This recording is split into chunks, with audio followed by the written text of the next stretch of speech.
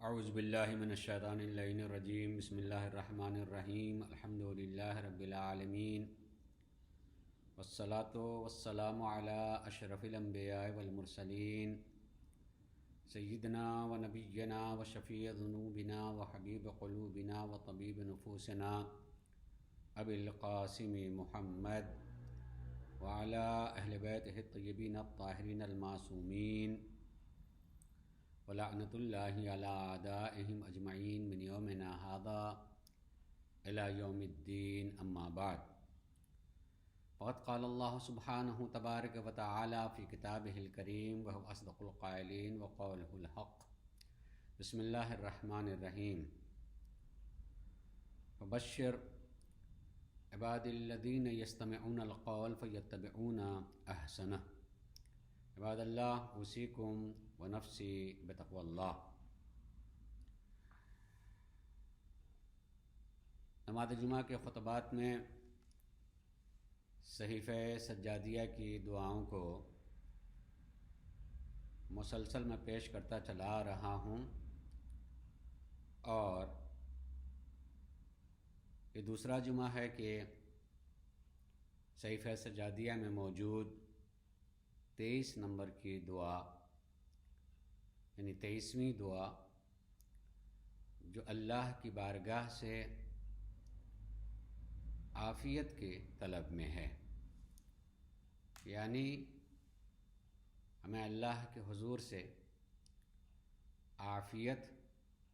طلب کرنا چاہیے۔ عافیت ہم عام طور سے بولتے ہیں، لیکن واقعی ہم اردو میں اس کو ترجمہ کریں تو کیا ہوگا؟ تندرستی۔ لیکن ہم جب تندرستی کا لفظ بولتے ہیں تو وہ بھی ظاہری جسم کا ہر اعتبار سے صحیح اور سالم ہونا، بیماری سے دور ہونا، اور دوسرے جو امور جو جسم کو بھلا لگے وہ چیز جسم کو حاصل ہونا، یہی ہم تندرستی بولتے ہیں تو سمجھ میں آتا ہے۔ لیکن عافیت اس سے بھی وسیع معنی میں ہے۔ خالی ظاہری جسم کا بیماریوں سے، دوسرے ظاہری عیوب سے پاک و پاکیزہ ہونا ہی نہیں، بلکہ اس جسم میں سب سے اہم چیز جو پائی جاتی ہے، جس کی وجہ سے جسم ہے، وہ ہے روح۔ کہ اگر روح جسم کا ساتھ چھوڑ دے تو ظاہری جسم بھی باقی نہیں رہ جاتا ہے۔ چند گھنٹوں میں یا چند دنوں میں یہ زمین کا حصہ بلنا شروع ہو جاتا ہے اور پھر کاملاً مٹی ہو جاتا ہے۔ ہمیں تندرستی دونوں چاہیے اللہ کے حضور سے، یعنی ظاہری اور باطنی۔ چونکہ ہم روح کو دیکھ نہیں پاتے ہیں، اس پر ہماری نگاہ اور نظر نہیں ہوتی ہے، اس لیے ہم اس کی طرف متوجہ نہیں ہوتے اور طلب نہیں کرتے۔ جسم ہم دیکھتے ہیں، اگر کوئی جسم اچھا لگتا ہے تو اس کی طرف جھکاؤ پیدا ہوتا ہے۔ ایسے ہی انسان اپنے جسم کو سجاتا ہے تاکہ دوسروں کا بھی جھکاؤ ہماری طرف ہو۔ لیکن جو روح نہیں دکھائی دیتی ہے، ہم نہیں دیکھ پاتے ہیں، وہ بھی اگر یقیناً تمام عیوب سے ہم اسے پاک و پاکیزہ رکھیں تو لوگوں کا جھکاؤ قلبی ہوتا ہے۔ صرف نگاہ کا جو جھکاؤ یا زبانی جھکاؤ یا زبانی اعتبار سے اظہار کہ ہم اس کی طرف جھکاؤ رکھتے ہیں، یہ نہیں ہوتا، بلکہ قلبی جھکاؤ ہوتا ہے۔ آدمی کے دل میں اس کی محبت پیدا ہوتی ہے، اور اس کا اظہار بہت طریقے سے آدمی کر دیتا ہے۔ جیسے مثلاً اگر واقعاً انسان اندر سے پاک ہے، یعنی پاک باطن ہے اور صاف ستھرا رہتا ہے، تو اس کے کردار سے نمایاں ہوتا ہے، وہ انسان کے اپنے کردار اور عمل سے وہ چیز نمایاں ہوتی، اور جب وہ نمایاں ہوتی تو آدمی کی زبان پر بات آتی ہے اور آدمی کہنے لگتا ہے کہ نہیں، بہت اچھا آدمی بھائی، بہت اچھا ہے، فرشتہ صفت آدمی ہے، کیا خوبیاں ہیں اس میں پائی جاتی ہیں۔ فرشتہ صفت کہنا یا کسی بہت اچھے صفت والے سے منسوب کر کے کہنا ہے کہ وہ تو ایسا لگتا ہے آدمی، یہ اصل میں انسان کی روح کی تعریف ہوتی ہے، اور اس کی شکل جو ہے انسان کے ذہن میں آتی ہے، اور اسی شکل کو فرشتے سے یا کسی بزرگ ولی سے تعبیر کرتا ہے آدمی۔ لیکن اگر اس کے برخلاف ہوتا ہے تو ہو سکتا ہے کہ جسم کے اعتبار سے بہت ہی خوبصورت ہو، اور اس کا لک، اس کے ظاہری نظر بہت اچھی لگتی ہو، مگر آدمی کے صفات اور کردار اچھے نہ ہوں تو آدمی اس کے خلاف کہتا ہے کہ وہ شیطان ہے، آدمی ہے، شیطان ہے، جانور ہے، تھر ہے، اس طریقے سے تعبیر کرنے لگتا ہے، یعنی اس کے کردار کی تعبیر وہ کسی نہ کسی بری طریقے سے۔ اس لیے ہم اللہ کی بارگاہ سے دعا کریں عافیت کی، اور عافیت بہترین لباس ہوتا ہے، خصوصیت سے صحت کے اعتبار سے بھی دیکھا جائے تو ہر طرح سے اگر جسم صحیح ہو اور کسی طرح کی بیماری اور کوئی عیب اس میں لگا ہوا نہ ہو تو یقیناً دوسرے آدمی بھی تعریف کرتے ہیں کہ بھائی واقعاً کیا اس نے اپنی صحت کو بنا کے رکھا ہے، اور بڑا خیال رکھتے ہیں، اور خود صاحب صحت کو بھی احساس ہوتا ہے کہ واقعاً مجھ میں ایک طرح کی سکون محسوس کرتا ہے وہ کہ ہم مطمئن ہیں۔ اس لیے احادیث علیہ السلام میں، معصوم علیہ السلام کی احادیث میں بہت سارے احادیث پائی جاتی ہیں جس میں عافیت سے متعلق معصوم علیہ السلام نے تاکید فرمائی ہے کہ دعا کریں، اور یہ تاکید کی ہے کہ عافیت کتنی بڑی نعمت کا نام ہے۔ مثلاً سرکار مولا کائنات کا قول آپ نے فرمایا ہے کہ العافیت اہنا النعیم، نعمتوں میں سب سے خوشگوار جو بہت اچھی لگتی ہے نعمت، اس نعمت کا نام ہے عافیت، بہترین نعمت ہے عافیت، اور تمام نعمتوں میں خوشگوار ترین نعمت عافیت ہے۔ یا آپ ہی کا فرمان ہے کہ اگر دو لباس میں ہمیں تعریف کرنی ہو کہ کون سا لباس دونوں میں اچھا ہے تو ہو سکتا ہے کہ ایک ظاہری لباس ہو اور ایک عافیت کا لباس ہو۔ ہر آدمی عافیت کے لباس کو بہترین کہے گا، چلے پہنے کچھ بھی، مگر صحت تو دیکھیے کیا بنا کے رکھا ہے صاحب، کس طرح سا پورا وجود سڈول سا لگتا ہے،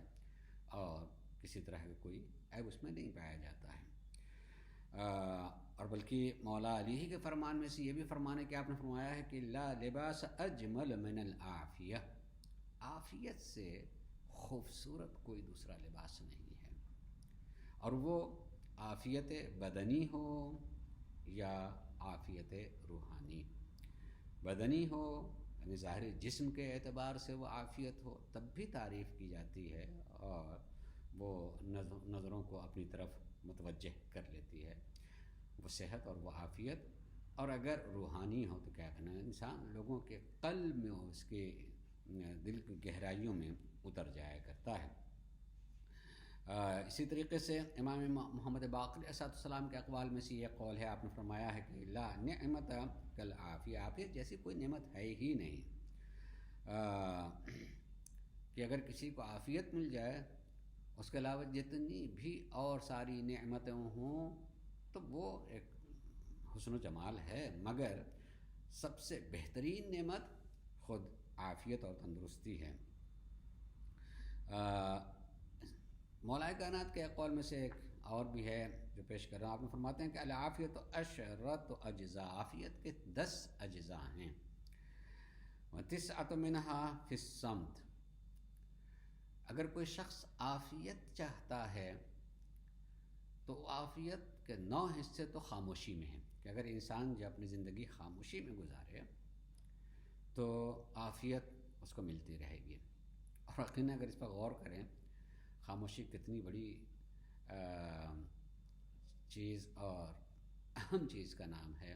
کہ اگر آدمی خاموش رہے تو اس کے لیے کہا گیا ہے کہ جب تک انسان خاموش رہتا ہے اس کے عزت و احترام اپنی جگہ باقی رہتی ہے، لیکن جب بول دیتا ہے تو اندازہ ہو جاتا ہے کہ آدمی کتنے پانی میں ہے۔ لیکن جب تک نہیں بولتا ہے اس وقت تک بھارت چونکہ نہیں بولا ہے تو زیادہ تر خیال یہی جاتا ہے کہ انشاءاللہ پڑھے لکھے ہیں، انشاءاللہ اچھا آدمی ہے، دیکھتے ہیں تو خاموشی میں عافیت پائی جاتی ہے۔ امام فرماتے ہیں 10 حصے کر دیا ہیں تو 9 حصے تو صرف ایک خاموشی میں ہے، صرف جو ہے بولے تو بے ذکر اللہ، زبان کھلے تو اللہ کے ذکر کے ساتھ میں کھلے، ورنہ خاموش رہے۔ واحد فی ترک مجالس السفہاء، اور ایک حصہ عافیت کا کہاں ملتا ہے؟ احمقوں اور بیوقوفوں کے ساتھ اٹھنا بیٹھنا چھوڑ دے۔ 2 کام کرنا ہے، خاموش رہنا اور بیوقوفوں سے ذرا سا دور رہنا۔ جب آدمی بیوقوفوں سے احمقوں سے دور رہے گا تو عافیت ملے گی، اس کو ہر طرح کی عافیت ہوگی۔ یعنی خاموشی سے عافیت باطنی بھی حاصل ہوتی ہے کہ اس سے روح پاک و پاک، اس لیے کہ ذکر کے علاوہ اس کی زبان پر کچھ آیا نہیں، ذکر الہی کے علاوہ باقی جو چیزیں خرافات زمانے ہی سے ادا ہو جاتے ہیں، تو ایسی صورت میں انسان کی روح جو ہے گندی ہونے لگتی ہے۔ اور نبی کریم کے فرامین میں سے ایک فرمان ہے، آپ نے فرمایا کہ من صلی علیہ مرتن فتح اللہ علیہ بابا من العافیہ، اگر کوئی شخص میرے اوپر درود بھیجے تو عافیت کا ایک دروازہ کھل جاتا ہے، اللہ تبارک تعالیٰ اس کا عافیت کا ایک دروازہ کھول دیتا ہے۔ اور اس میں غور کریں تو یقینی معنوں میں خود جسمانی اعتبار سے بھی عافیت محسوس ہوگی اور روحانی اعتبار سے بھی صلوات کے نتیجے میں انسان کو عافیت حاصل ہوگی۔ میں اس کے آخری حصے کی طرف جاتے ہوئے دعا کے کہ عافیت طلب کیا، اس عافیت میں اللہ کی بارگاہ سے بڑی وضاحت کے ساتھ جو طلب کی گئی وہ یہ وَأَمْنٌ عَلَيَّ بِالصِّحَةِ، پروردگارا تو مجھے صحت عطا کر کے مجھ پر احسان فرما، وَالْأَمْنِ وَالسَّلَامَةِ، امن، سکون، اطمینان اور سلامتی دین اور بدن کے اعتبار سے عطا کر کے میرے اوپر احسان فرما۔ پروردگار یہ تیرا بڑا احسان ہوگا، کرم ہوگا کہ میں اپنے دین اور بدن کے اعتبار سے سلامتی میں رہوں، امن و سکون میں رہوں اور صحت کے ساتھ میں رہوں۔ والبصیرۃ فی قلبی، اور پروردگارا تو مجھے روحانی اعتبار سے، دل کے اعتبار سے میرے دل میں بصیرت عنایت فرما، یعنی چیزوں کی اچھائیاں برائیاں جو ہے سمجھ میں آنے لگے، ایسے جیسے میں کہ دیکھ رہا ہوں۔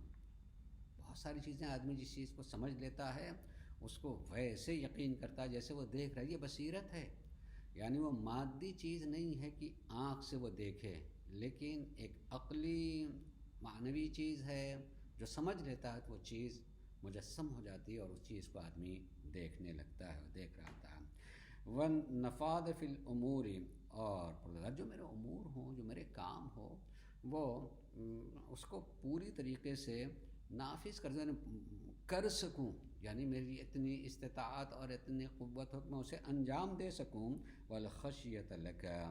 وَالْخَوْفَ مِنْكَ، اور پروردگارا تیرا خشیت، تیری خشیت میرے وجود میں، میرے قلب میں پیدا ہو، اور تیرا خوف بھی، تیری طرف سے خوف ہو۔ خوف یعنی عظمت کا، کہ کتنی عظیم ذات ہے جس نے ہر طرح سے میرا خیال کیا، اور نہ جانے کتنی خطائیں اور غلطیاں مجھ سے ہوتی ہیں مگر فوراً مجھ سے بدلہ نہیں لیتا، کیا عظیم ذات ہے۔